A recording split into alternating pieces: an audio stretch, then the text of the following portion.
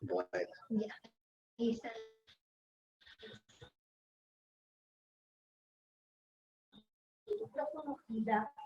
Ya, entonces, y...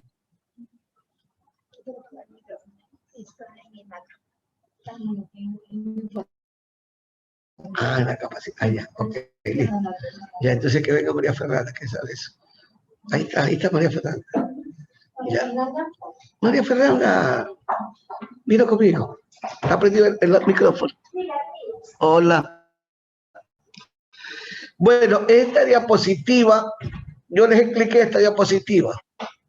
Doctor, no se olvide de...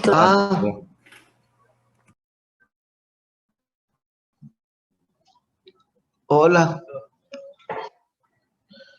Se le entrecorta un poco, doctor. Les expliqué esta diapositiva. Sí, doctor, Digo, sí pero les explico. expliqué esa diapositiva. Sí, doctor, ¿Cómo? sí le explico. Sí, doctor, sí le explico. Sí, ¿cómo se llama esa respuesta fisiológica de las arteriolas? Autorregulación. ¿Cómo? Autorregulación. Renal.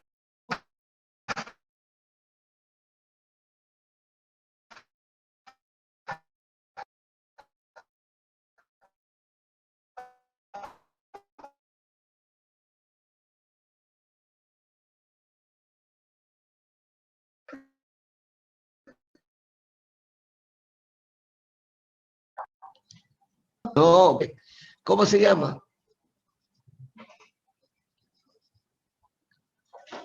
Ese fenómeno fisiológico que es exclusivo de las arteriolas se llama autorregulación. La autorregulación y particularmente de las arteriolas, de los riñones, del cerebro y del corazón. ¿Para qué nos sirve esa autorregulación?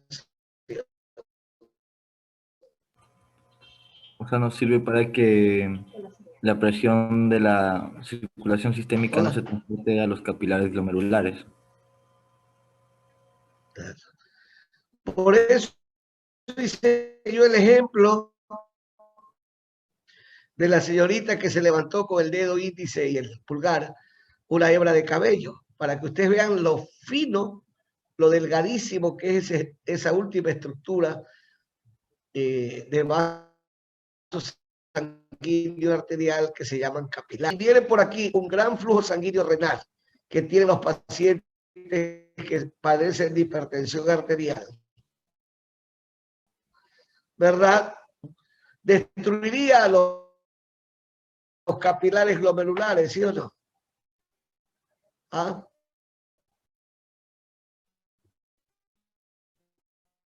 Sí, doctor. Destruiría a nivel del corazón y del cerebro. Por eso los accidentes cerebrovasculares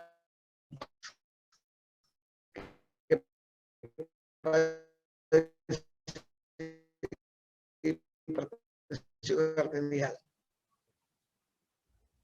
Doctor, se les entra cortando y no se le escucha nada. No se le escucha bien. Regulación tiene el propósito de preservar la integridad de los vasos sanguíneos arteriales más pequeños del cuerpo humano, como son Doctor, los capilares. no se está compartiendo la pantalla de las diapositivas. A ver, déjame ver.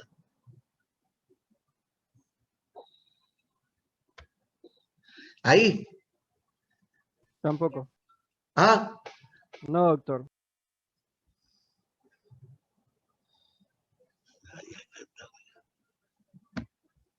Ahí.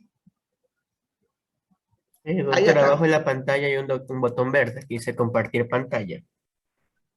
Abajo, en la parte de abajo. Ya listo. Ya están viendo las diapositivas. Sí, doctor, ahí sí. Sí, doctor. Ya, perfecto. Entonces, yo les decía que hay una respuesta fisiológica, o respuesta fisiológica propia o exclusiva de las arteriolas. de vasocontrañirse o vasodilatarse. ¿Qué es lo que en hipertensión arterial, por ejemplo, cómo se llama? En hipertensión arterial, ¿cómo se llama? Resistencia arterial. Resistencia de la pared del vaso al golpeteo del volumen sanguíneo arterial que viene a una velocidad que usted ya conoce, ¿verdad? Pero que en hipertensión viene a una mayor velocidad y que termina afectando la pared del vaso y produciendo una serie de lesiones histopatológicas en la pared del vaso que se llaman, para la que más me recuerdo, necrosis fibrinoide, para citar un ejemplo. Pero aquí, esto es un evento fisiológico. Es lo mismo, pero es un evento fisiológico de las arteriolas. ¿Cuál es el propósito de ese evento fisiológico? Proteger a los vasos sanguíneos arteriales más pequeñitos, que en este caso son importantes para mantener la tasa de filtrado glomerular, que no es otra cosa que sacar en un volumen plasmático determinado las toxinas del vascular, pasarlas al espacio de Bowman y que por la vía intertubular o urinaria vayan a salir de nuestro cuerpo a través de la producción de lo que se llama orina. Entonces, los hipertensos no controlados, ¿cómo defienden, cómo mantienen la permeabilidad o la integridad de los capilares? Por esta acción fisiológica, ¿ves? Ya. Pero eso no puede estar permanentemente activándose, porque si se activa de manera permanente, ¿qué trae como consecuencia? Que disminuya o que caiga la presión hidráulica del capilar glomerular, porque se requiere una presión para mantener la tasa de filtrado glomerular. ¿Cuál es ese valor de la presión hidráulica del capilar glomerular que se requiere para mantener la tasa de filtrado glomerular? 46 milímetros de mercurio, que es mayor a la suma de las dos presiones que se oponen al filtrado glomerular, que es la presión oncótica de las proteínas y la presión hidráulica del espacio de Bowman. Pero si esto permanentemente en los pacientes con hipertensión arterial no controlada, con el transcurso del tiempo, esto es permanentemente vasoconstreñido para proteger a los capilares glomerulares, traerá como consecuencia que después de 10, 20 años de tener una hipertensión no controlada, ¿qué va a ocasionar? Caída de la tasa de filtrado glomerular y por lo tanto enfermedad renal crónica. Pero esto es fisiológico, esto es permanente. Por ejemplo, ustedes tienen una dieta y obvio que tienen una dieta de ese tipo porque son jóvenes. Dieta hiperproteica, se pueden comer hoy día 2 parrilladas. ¿Verdad? Van a haber una mayor producción de metabolitos, ¿verdad? Mayor consumo de agua y por lo tanto aumentará el flujo sanguíneo renal y esto protegerá los capilares glomerulares, para citarles un ejemplo. ¿Sí ve? O lo de acá, un proceso diarreico, ¿verdad? No hay un suficiente flujo sanguíneo renal, entonces se vasoconstriñe la arteriola eferente, se queda normal la arteriola aferente para que aumente la presión hidráulica del capilar glomerular y de esa manera aumente la tasa de filtrado glomerular.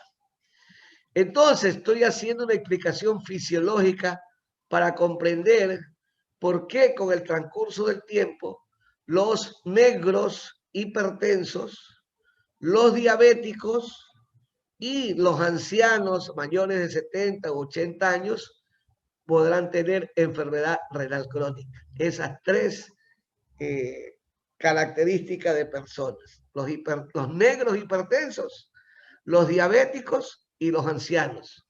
Pierden, en el caso de los negros no tienen de entrada esto que se llama autorregulación renal. Los diabéticos con el transcurso del tiempo pierden la autorregulación renal. Y los ancianos por lo consiguiente. ¿Sí ve? Esto es lo que se llama autorregulación, que ocurre, repito, en los riñones, en el corazón y en el cerebro. ¿Sí? ¿Alguna pregunta?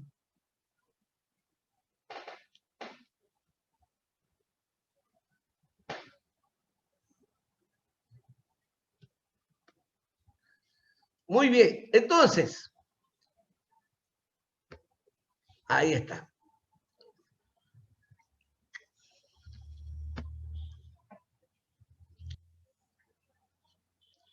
Como esta es una situación permanentemente diaria de todos nosotros, que por X y Z razón no tenemos el suficiente volumen, u otras personas tienen demasiado volumen plasmático, ¿ya? Pero pongámonos en el plano de la mayor presencia de enfermedades, ¿verdad? O de la mayor actividad que hacen las personas.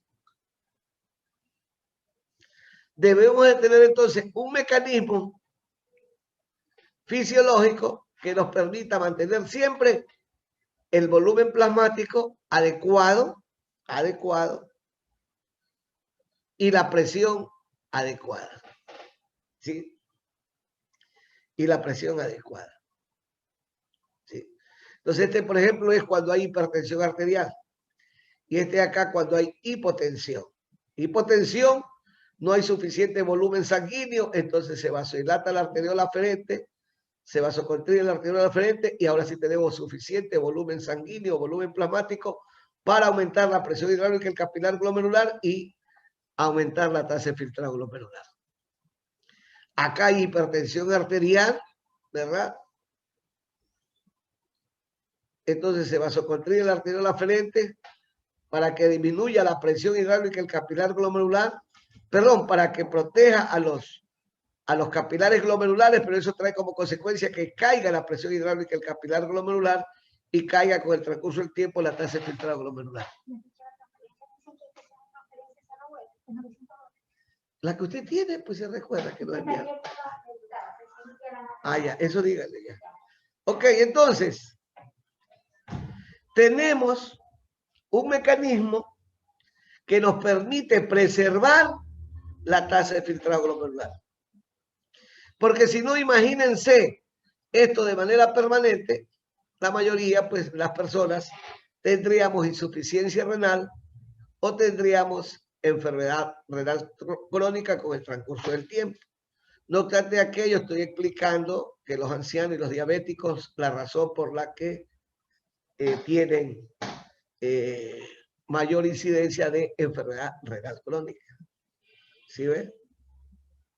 Entonces, tenemos un mecanismo fisiológico principal que se activa minuto a minuto, es decir, todos los días se activa este mecanismo en las personas para preservar el volumen y la tasa de filtrado glomerular. Si no, repito, insisto, todos tuviéramos enfermedad renal crónica, todos tuviéramos insuficiencia renal aguda. No obstante de aquello, en los países subdesarrollados o pobres, precisamente la enfermedad diarreica aguda es causa principal de insuficiencia renal aguda. Es decir, más se padece insuficiencia renal aguda en los países pobres que en los países desarrollados.